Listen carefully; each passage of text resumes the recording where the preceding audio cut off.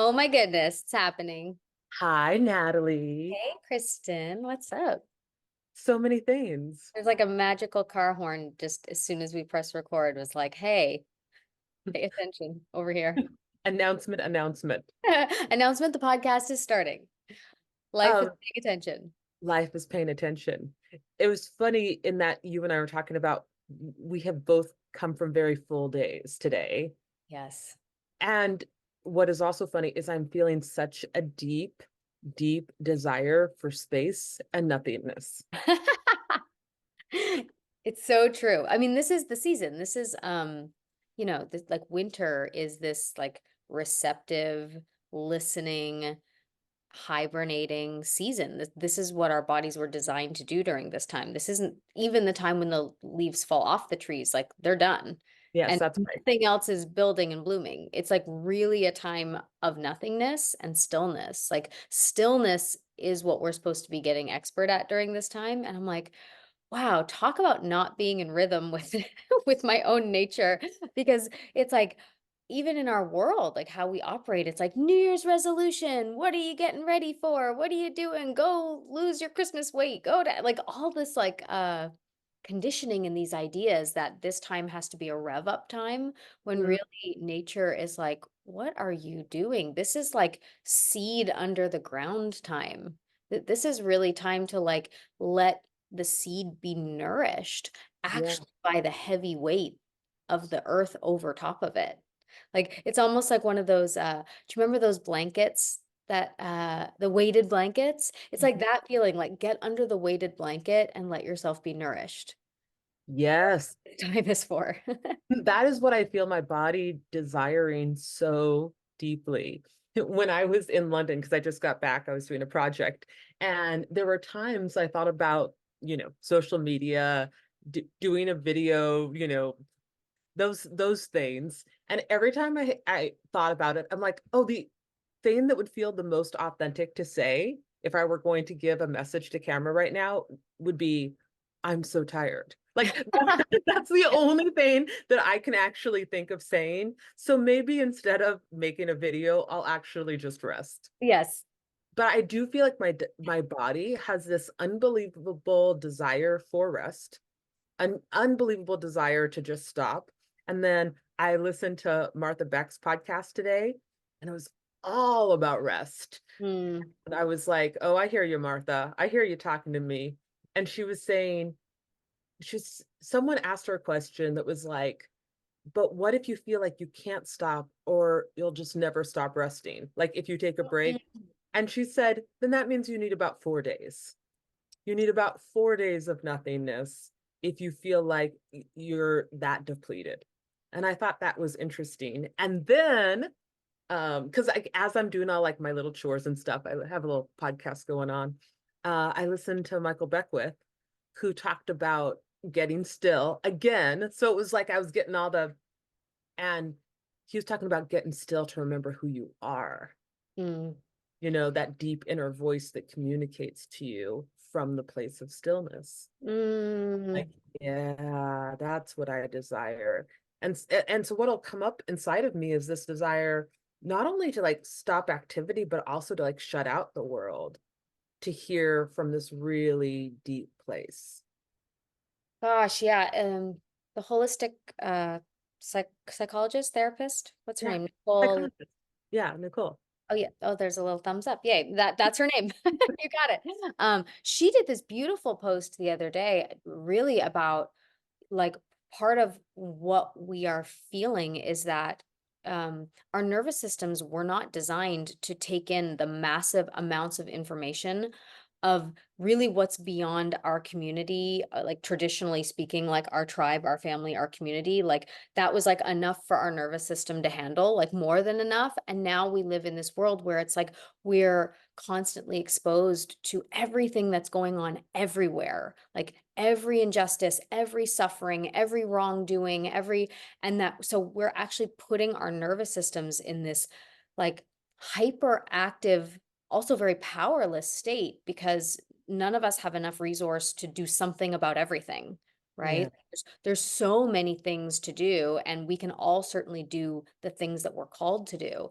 But this overexposure to the world can actually cause our nervous system to get more depleted, and we're actually losing the life force that would allow us to have energy to do something about something by being overly exposed to everything.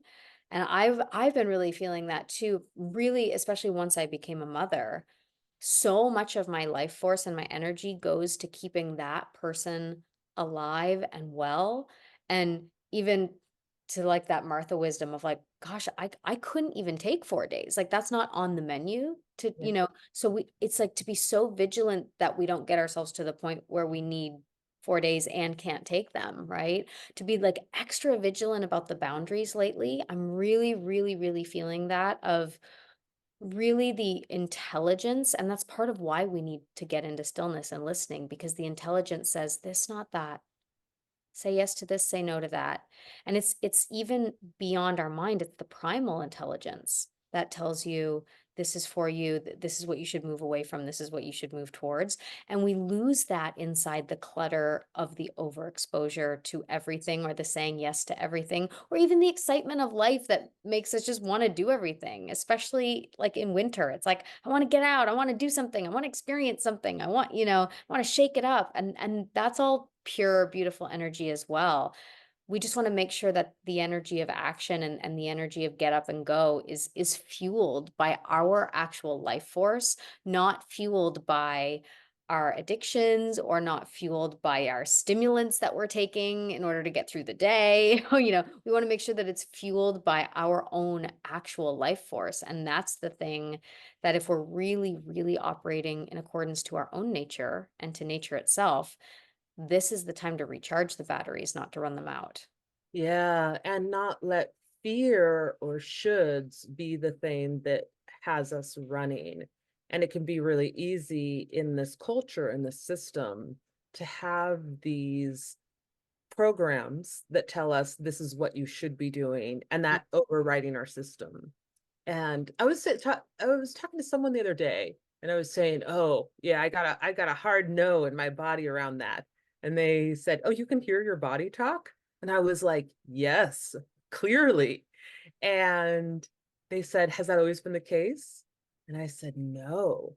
In fact, I really feel like that was a relearning, and it was during the pandemic where I got more in touch with my internal yeses and nos. I Mm. think I could always feel my body uh in art, like in working, like in directing, I could feel the excitement for the yes choice, or the body go no, I could feel that, those shades. And during the pandemic, I feel like they got more attuned to uh in life what felt like, oh, I'm being called here versus I'm being called here. And I realize for myself now that if I get too far up in my head, if I'm in my thinking all my thoughts, or my and stress or worry, I can't actually feel my body tell me what to do. So when I watch myself, I'm on the hamster wheel again, I'm worrying about the future, I'm scared about something, just reminding my mind, calm down. I'm right here. I got you. And seeing whatever fear is running me, validating that fear, and then breathing until I can return to my body. And it's fascinating to me how quickly I can become unconscious and Mhm. go back up again. And then the process of asking myself to return back. God, Um, yeah, yeah. I think that's like a real coping mechanism, is to leave the body to handle things. I think that we're really conditioned to do that. Um, there was like some really funny thing that I read once that was like, some very high percentage of all human neuroses is caused by potty training. And I just always thought it was really hilarious, because the whole theory behind it was like, your body is in its own rhythm, and it does what it wants when it feels comfortable for it to do it. And it doesn't have self-consciousness of like, do it here, not here, don't do it in front of people. It's just, you allow your body to be the natural animal that it is. It's really in its like primal instinctive nature to just do what it does. And then at some point people are like, if you do it, you'll get candy. If you do it over here, you'll get a treat. And like if you do it over here, you're in trouble. And you're like, wait, what? Like all of a sudden, I can't trust my body knows its wisdom and knows what to do and knows how to lead and guide me. Oh, there's an external system that I'm supposed to follow instead. So even though it's kind of a silly thing, it really energetically makes sense to me that that's like around the time we start to say, "Oh, someone else is supposed to tell me what my own wisdom is." Yes. And learning that we can trust that. Just recently, I had something come up where I was like, I feel like my instincts, my body's telling me to do something, but I can't, but I'm not sure if that is the thing that I'm feeling. Is this trauma? Is this conditioned pattern? Or Mm, is this my deeper wisdom, my instinct? And mm, just sitting with it and going, what is that thing that is propelling me right now? Where is it coming from? Where is it coming from inside of me? Is it from a deeper place or is it from a place of that's what I know? And being able to tell them apart. yeah. I have a really wonderful mentor who Nanalea Diamond, and she actually talks about there's like three modes of receptivity, and I've been really studying this with her over this winter. And she talks about the primal receptivity, which is like the gut, the instinctual, the root chakra. It's really rooted in like when you feel that feeling of like walk on that side of the street, not this one. Like that is like the primal. And then she talks about the personal receptivity, and then she talks about the profound receptivity, which is the like the from divine, from something outside of yourself. And really like learning how to understand that we have the sensory system in all three areas. We have our own personal receptivity of like yes to this, no to this, that we learn along the way not to trust because we get into contorting and people pleasing and what we have to do to fit in and to survive, and so we lose connection to that. The primal receptivity we also tend to lose connection to because we leave the body, because we have so many times of not listening that it kind of gets muted, it gets dull, and we lose our ability to listen to those messages. And then really often, if we've grown up with any kind of conditioning with religion or dogma or things that we've like, no, that's not for me, or the way it was taught to me or brought to me isn't for me, then we sometimes can lose our ability to like receive the profound receptivity because we've cut ourselves off from that. So there's really interesting ways that we get cut off from wisdom that we already have. It's already ours, it's already in our body, but we've actually been taught that the mind, which is really just this computer that can only regurgitate information of what has already been and how things have already been figured out, we want to go into, especially as artists and creators, we want to go into these new places. We're here to create, we're here to innovate, we're here to trailblaze, we're here to do something that hasn't been done. We're here to take words on a page and transform it into a living breathing something, or we're here to write that living breathing something or create that living breathing something. And the codes for how to do that don't live in the mind. They don't live in the brain because the brain can only tell you what's been done before and compare and contrast it, which is where we get scared, I think, as artists and creators of like, why would I try to make anything? It won't be as good as what, someone else made. And because the computer will kind of hold us back from that. But really inside, I think these receptivity centers that all live in the body, our profound connection, our primal connection, our personal connection, all live in the body. It's like if we can just stay in our bodies and learn how to receive the information, much like when I'm acting, I get these like impulses of like, I don't know, it doesn't make sense. Why would I want to do this right now? Why do I want to say it that way? Why is my impulse to do this? Because it's not in the brain. It's not in the rationale. It's not in the logical. It's in that feminine fluid place that rises up from the roots of Mother Earth and comes from the star stuff of the etheric, and we have access to all of it. But I think the sadness for many of us is that we've experienced traumas or we've experienced hardships, and we've told ourselves stories of, I can't handle that. That's too much, or I don't know how to handle it. And the mechanism has been to do whatever we can do to leave it. And so we sometimes leave it through substance or shopping or too much of something or distraction or work um or who knows what else, but we disassociate from the place where both the pain and the wisdom can live together. Yeah, because the pain is wisdom, right? Inside that pain, it's like a message that's trying to get through. And I love when you were talking about the brain being a computer of past experience. And what's trying to come through us is something brand new that hasn't been seen before. And that comes through our consciousness. And the consciousness is asking for awareness, it's asking for the present moment. So it's asking us to drop our preconceived perceptions, drop our ideas of what we even think is happening, drop our judgments, drop our preferences, and come into this moment and go, what's trying to happen right now? And that's why it's so exciting when you're watching a scene between two scene partners and someone does something that you don't think is going to happen. And it comes out of left field, and you're like, wait, what is that energy that just came in, right? Something interrupts a pattern or a flow, and it's a brand new energy of something that we didn't expect, we didn't see coming. And knowing that spirit always creates from this brand new place of, you didn't know I was going to go here. You didn't know I was going to take you here. And then learning how to attune to that. So one of the things I love that artists do is they learn how to attune to the moment so they can be available to those subtle clues that want to come through, the things that happen in rehearsal, the things that kind of little curiosities that happen when you're drawing, that, oh, that melody that all of a sudden appears, right? They just kind of show up, and when we follow these threads that come through, they take us somewhere we didn't know was going to happen. And like I have found as a director, I'll make my plans for the scene, but it's always important for me that I throw them aside and then just show up. Whenever I'm too married to an idea, that's when I'm just screwed. When I'm trying to fit something into a preconceived idea, oh, and so that is interesting to me. And it reminds me of this Carl Jung quote that I saw like maybe like 2 weeks ago, but it's been on me and it's been like chewing on me. And it said, the in life will be taken to a place that we can't get out of with like our conscious mind.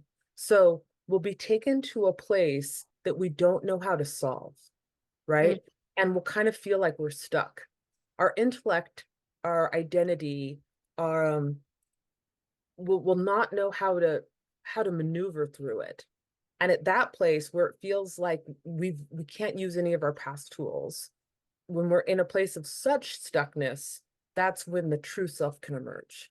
mm, yeah. And it makes me think about this moment in time. It makes me think about American politics. It makes me think about when I feel stuck, like I don't know where to go next, or I don't know what's next, or I don't know the next right step. That quote keeps coming to me and going, ooh, maybe your true self is emerging, and you Mm, need to be in a place where you don't know what's next in order for that true self to emerge. right. And I think that is the thing that scares the mind so much. Like, I don't know where to go. I don't know how to take you there. I don't know what it is. And so it's like, abort mission, don't go there. But it's like, the who is it that talks about like the same mind that created the problem can't come up with the solution? Yeah, Einstein.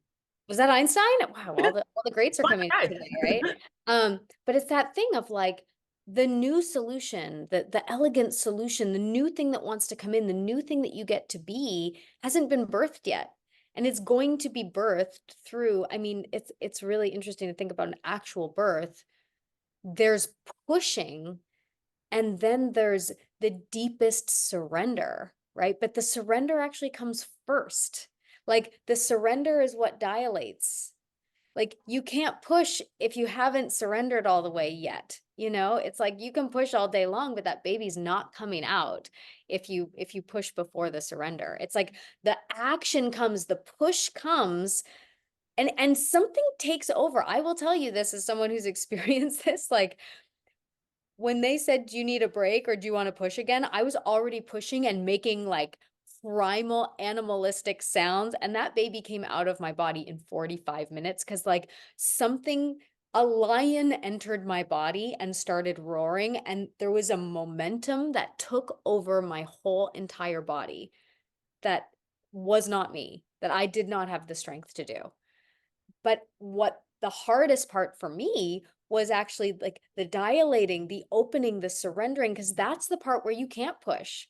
You can't do anything. You have to let it be done to you. It's the whole thing has to utterly open, and everything that was old has to utterly fall apart to become something that can push through that opening. And it's really I'm living a lot in this imagery of that seed underground. I did this beautiful acupuncture session the other day, and my acupuncturist, who's a totally beautiful soul, look, another thumbs up, um, Acupuncture, thumbs up. was saying to me, like when that seed is deep, deep, deep under the earth, you think about the pressure and the weight of that earth, and it's an utter darkness. It's an utter darkness, and all it feels is pain and pressure. And the pain and the pressure is so much that it actually like breaks it. It completely breaks it open. But when it breaks open, it gets the nourishment from the soil. And there's some intelligence inside that seed that every seed has, that is the same intelligence that somehow made a sperm and egg come together and have the intelligence to start creating fingertips. There's an intelligence that says, there's light, reach for it. And that little seed doesn't even know what light is. All it knows is darkness and weight and heaviness. And there's a calling, a vocation, a deep need in that seed to find the light. And it doesn't give up until it happens. Yeah, that makes me think of how Michael Beckwith will talk about how you can put the seed underground, cement over it, the seed will seed. It'll find its way out through the crack in the cement. The seed will find its way. And That desire for that light, that desire to like, I will push, I will get out of here, I will go where I need to go. And to loop back to your quote, it's like that's when it happens. When we like totally go, okay, I can't use the mind that got me here. Something else has to emerge. And I think for many of us, the something else that needs to emerge is nonlinear, doesn't come from your brain. That something else that wants to emerge happens inside the deepest surrender of your whatever design is in you that's in that rose that tells it to yeah, bloom. There's something in all of us that knows exactly what to do. And it's like we just got to stop being the thing that thinks we have to know what to do because the intelligence is in there and it's it's doing its thing. it's doing its thing, which brings me to yet another quote. So I saw this quote. I think it reminded me of that other quote, but I wanted to read it to you and ask you what it made you think of. Oh, I So love this. I know, I love this game I too. love a surprise quote. I love a surprise quote and a surprise reaction. So Michael Mead, who I love, he talks about myth and storytelling and what that says about the human spirit. So this was on his Instagram, and it's a quote by Wendell Berry. So when we no longer know what to do, we have to come to our, oh, sorry, let me start over. Take two. Take two. When we no longer know what to do, we have come to our real work. And when we no longer know which way to go, we have begun our real journey. That's it. That's it. It's almost like we got to lose identifying as a seed so you can become the flower. Yeah, Got to let yourself not be a seed anymore. You got to let yourself everything that we think of ourselves as. It's almost like we have to be willing to let it go and surrender it to like get to a deeper truth and a deeper sense. And I think we just so over identify with things that we don't need to be over identifying with. I mean, I even hear it all the time when it just breaks my heart when I'm talking to artists or even when I see it in myself. And it's like, yeah, but my body is this or that. And it's not what's desired or it's not what someone wants. And I'm like, where did we get? Oh, like that. Oh, yeah. And it feels old and it feels ancient and it feels like a lie. And it feels like this like tethering to what we aren't really and saying, because of that, I can't. yeah, It's not even what we are. So yeah. this idea of like we got to let die what we are and where we've been, like hallelujah, let's let it die. Because where we've been hasn't been working. And right? much who we've been hasn't been working. Like it hasn't, who I've been has gotten me beautiful, lovely places, but it hasn't gotten me to my whole, like my most whole expression. There's more territory to learn about. And that brings me into the idea of like, okay, so then let me let go. Let me let go. Let me be shown. Let me let me drop my identity. Let me drop what I think is right and create some space so that I can see, that I can be shown. Yeah. And I do feel, and this is something I feel artists particularly have access to, it's in the silly, it's in the play, it's in the joy, it's in different places than we've been told it is. Yeah. We've been told to stay away from those places on purpose, so we stay in the false matrix. It feels like, you know what I Yeah, mean? yeah, The yeah. second we all get activated, and the second like new intelligence comes out of those channels. I was on my run today. I was running through Central Park. It was a beautiful, beautiful day. And I was listening to Six, the musical. Uh-huh. And I love to listen to this musical. Like it's like female empowerment and like it's like, I don't know, just like running through Central Park, listening to these girls.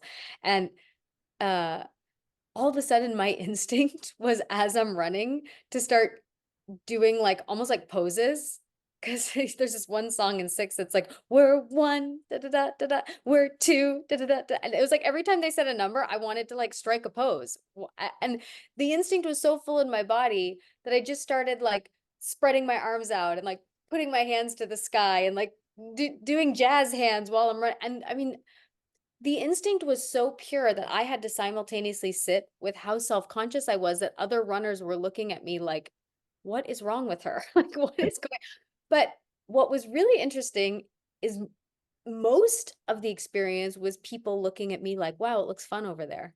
Because Mm, I'm not having much fun over here, like tracking my miles and like, getting my time. And not to say that there's anything wrong with any of those things, but it's like, oh, there's other things that can happen at the same time as that thing. And then those impulses, because I said yes to them, led me to, oh, that tree's pretty. I'm going to stretch with this tree. And then, like, as I had my hands on the tree, I was getting sap all over my hands. I'm like, well, and then that was leading me to different impulses. It was just bizarre how everything led to the next impulse. But it starts with the one yes. And if you say yes, if you say no to the first, then you lose all the other impulses to come. And that's almost why we have to not know where we're going. Sometimes I think it's in the design that we don't know where we're going because if we saw how big it gets, we would freak ourselves out from doing it. Or if we saw how much fun we could have, or if we saw like what abundance could really mean for us, not in the linear ways we've been thinking about it. And I think that if our only training is looping back to the beginning of the conversation to get still enough, to get into receptivity enough, to get into rest enough, where whatever wants to be undone, there's no more room for it.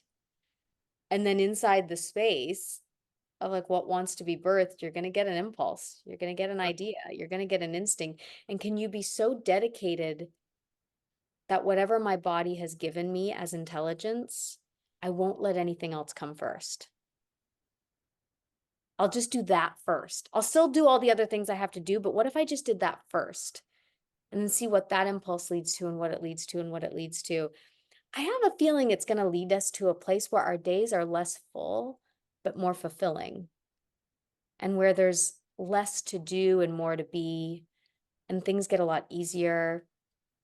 I have a feeling that there's so much intelligence in this design because we've been kept away from it on purpose. sounds like the fun is just in discovering it. Yeah. And I do think that we don't allow ourselves to go on much discovery because everything is so scheduled and so tight. And it's like, I don't have time to play anymore. Speaking of, so I did this thing next week, Valentine's Day. I blocked off Valentine's Day completely. And I guarded it with boundaries like you will not believe. Everyone was like, but what about the 14th? And I was like, that doesn't work for me. And I just guarded this day and I wrote on it, day for dreaming. Oh, Because I made a little pact with myself that I was going to give myself a full day every month that has nothing on it, just to commune with my soul. But Mm, what was interesting for me is how I've had to guard this day. Like I really have had to have strong boundaries not to let the day be impinged upon. And mm. so that's interesting. If anyone that I'm collaborating with hears this podcast, they'll know, oh, that's why she couldn't do the 4 things. Oh. Oh, she had to dream and be in surrender. Oh, I get it. I get it. Um, but I'm trying to teach myself how to make room for that discovery space. Mm. And isn't it funny how it can start with a day, it can start with a morning, it can start with one meditation, it can start small. It's just something that we don't realize how important it is. I think if we really were able to talk to our nervous system and say, this is a really good idea and life is going to get better if we do this, then we would actually see that our nervous system would feel more confident and more comfortable because we've been telling our poor little nervous system forever, like, you got to hustle, you got to strive, you can't stop, you can't give up, you got to get past everyone else, you got to make more money, you got to. And so our poor little nervous system thinks anything other than that is dangerous. Yeah, And it's really our job to reparent that part of ourselves and say, no, no, no, love, like taking rest isn't dangerous, prioritizing yourself isn't dangerous, setting boundaries is not dangerous. And I'm sorry that I've told you any other way, because there's beauty that wants to emerge in here that we haven't made enough space for, and the surrender has to come first. that's it. I think we did it, Natalie. I I think we did think it. so. I hope everybody listens to this while they're resting and lying on pillows and doing whatever makes them feel joyful with like a face mask on and some ice cream in their mouth. Yes, all the yes to that. All the yes to letting your body know it's safe. It's safe. It's safe and it's time. It's your time. So reclaim it. Yeah, and then see what happens. Thank you so much for listening, and thank you for being committed to showing up for your dreams. If you would like to know more about what we are up to or find more information about our podcasts, upcoming retreats, or anything else, please go check out our website, www.thecreateseries.com. And you can come and jam with us on Facebook. I know we're still on Facebook. We have a Create community page, and that's Create C.R.E.A.T.E.E.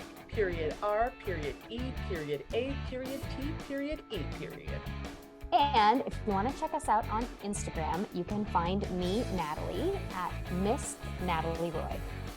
And you can find me at Hangy Love. That's HANGGILOVE. Keep on rocking your dreams, and we can't wait to connect with you more.